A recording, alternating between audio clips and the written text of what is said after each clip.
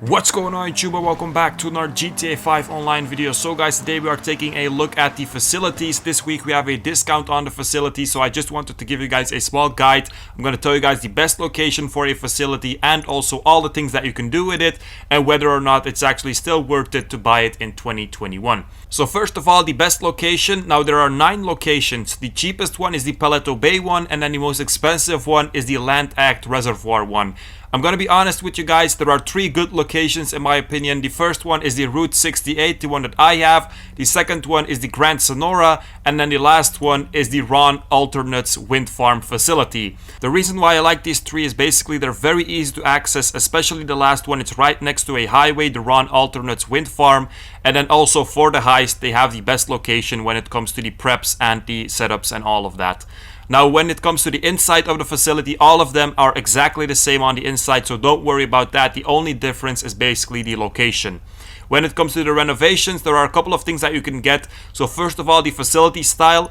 Now, this is something that is purely cosmetical, but it does look a lot nicer when you have this. Then the facility graphics, the exact same way, purely cosmetical. And this one you don't really notice, so this one I wouldn't get. And then the Orbital cannon, I think it costs 900k without the discount. And the security room, I'm going to show you guys in a bit what those are. Then the lounge is basically a place where you can sit. You also have privacy glass as an option. I'm also going to show you guys that. And then the sleeping quarters, this is basically if you want a spawn location in your facility, you will need the sleeping quarters. Now, when you enter the facility, a lot of you guys probably already know you have a cool animation, and as you guys can see, I'm entering it with my Kuruma. So this also means that you have a vehicle storage in your facility. I think it's a 8-car garage, 8 spots for a normal car that you can park and store in your facility. And if you go ahead and call your mechanic, you will also have a option facility now. So it's actually an extra garage space for you as well.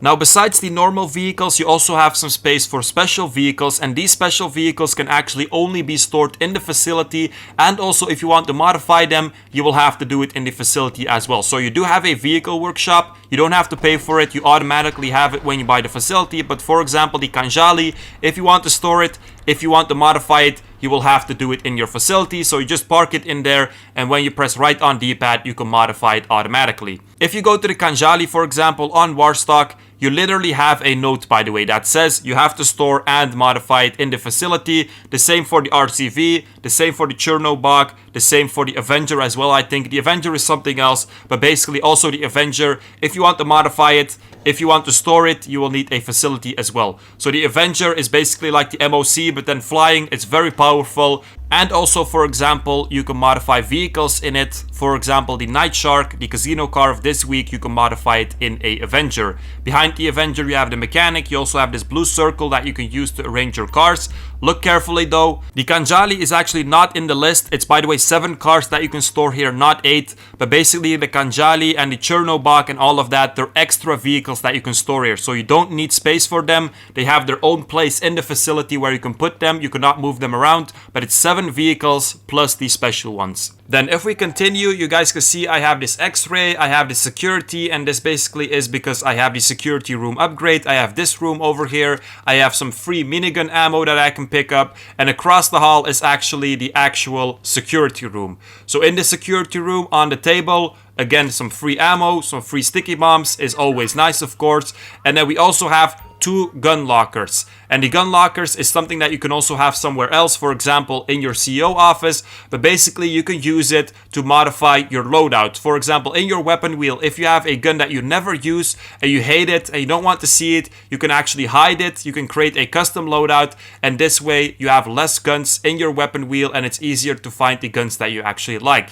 Then over here we have some cameras. You can see the cameras, all the rooms and all of that. It's not something that you're going to use, of course, but it is there, just to let you know. Then the last thing that we have in the security room, also the most important thing, is the strike team. So basically, you hire a team to take out someone in your lobby. You have 3 levels. Level 3 is the best one, also the most expensive one, only 5k.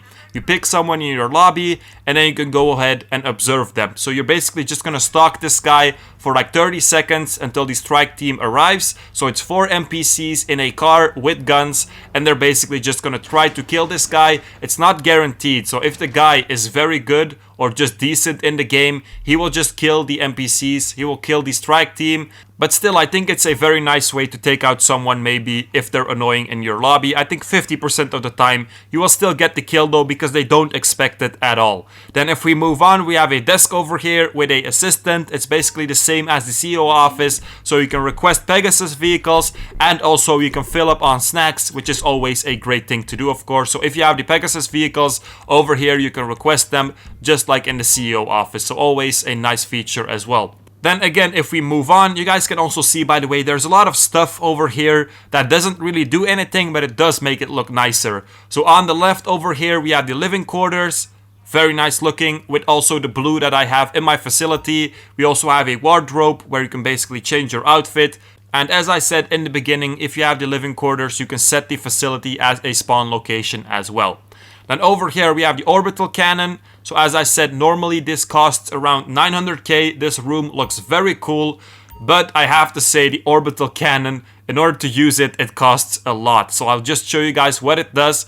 So you have 3 options. Either you can just stalk people, you fire a manual missile at them, or a automatic missile. So I have both of them for free. So the surveillance is always free, by the way. So the stalking is free, but the targeting, so firing the orbital cannon, it's not free. I have it free because it was basically a gift for Christmas and I haven't used it yet. But basically, if you do the surveillance, you can stalk people like this. All the green boxes are people, so people in your lobby. So over here, you can just watch them and stalk them. Then if you go ahead and go to manual targeting, you can fire a orbital cannon on them. So this is very powerful. You have to charge it kind of, so make sure that when you charge it at 1, it's on the guy. So you have to try maybe a couple of times, but make sure that you use your shot well, because if you have to pay for it, if it's not free, then the manual targeting is 500k for 1 shot, and the automatic targeting is 750k for 1 shot, and it has a cooldown time of almost 50 minutes. Yes guys, you heard it good, 500k to fire 1 orbital cannon, missile or bullet or whatever. Very powerful, but also very expensive. So a lot of people obviously want this to be cheaper. They still haven't made it cheaper, so that's still the same. So then over here we have the heist planning room for the Doomsday heist. So 3 heists that you can do. In my opinion, these heists are definitely a thing that you must have done in GTA. So only for this, I would say that the facility is still worth it. These heists, obviously, they don't pay as good as the Cayo Perico. But then again, nothing actually pays as good as the Cayo Perico heist. Then the last thing that we have is the lounge over here. Again, something that looks very nice, very fancy in my opinion. You can sit here, you can watch some TV, and also the privacy glass, which was an upgrade as well. It basically is a feature. So over here you have this box on the wall or on the glass, and you can turn it on. You can activate it by pressing right on D-pad, and as you guys can see, it makes the glass black, so no one from the outside can see the inside, and also no one from the inside can see the outside. So if you want to do some nasty stuff in here, you can't really in GTA, of course, but if you want some privacy in GTA, you can go ahead and get in this room and turn on the privacy glass. So guys, that was pretty much it for this video. Hope you guys enjoyed it. Hope everything was clear. If you guys have any questions, just ask them. Make sure to like, subscribe, check out my Discord in the description, and peace out, you guys.